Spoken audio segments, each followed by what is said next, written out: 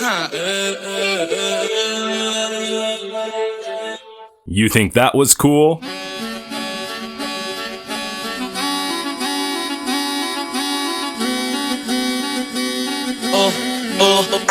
Ôiឆ្នាំនេះ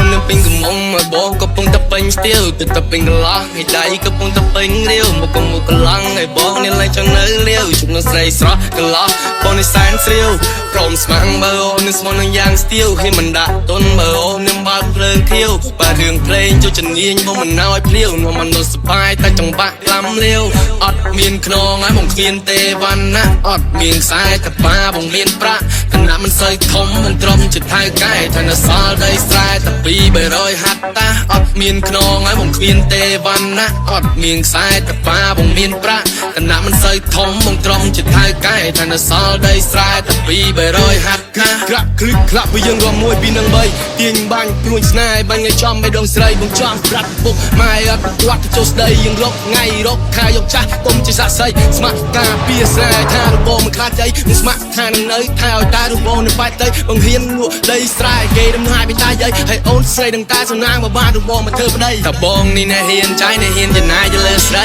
គ្នាបងជាអ្នករៀនអ្នករ៉ាប់សារីថ្មីហើយបងជាអ្នកសម្បូរសម្បត្តិលុយសល់តាំងពីជំនាន់យាយឯមាសបាច់កែវកងថាបងមិនខ្វះអីសម្បូរនឹងប្រាប់ពីកោបំណងចាំបងនៅលោកលៃអញ្ចឹងបានលុយរឿង1ដុល្លារវាឡាមក2 3មិនណៅនាងមានផលរំខានសម្បូរនឹងកុំភ័យបេះដូងមកមានតែកលយ៉ាងណាស្នេហ៍យ៉ាងជោគជ័យ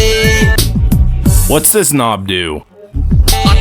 អត់មានខ្នងហើយបងគ្មានទេវណ្ណាអត់មានខ្សែតែប៉ាបងមានប្រាក់ឋានៈមិនសូវធំបងត្រឹមជាថៅកែតែនៅសល់ដីស្រែតែ200ហាត់តាអត់មានខ្នងហើយបងគ្មានទេវណ្ណាអត់មានខ្សែតែប៉ាបងមានប្រាក់ឋានៈមិនសូវធំបងត្រឹមជាថៅកែតែបើសល់ដីស្រែតែ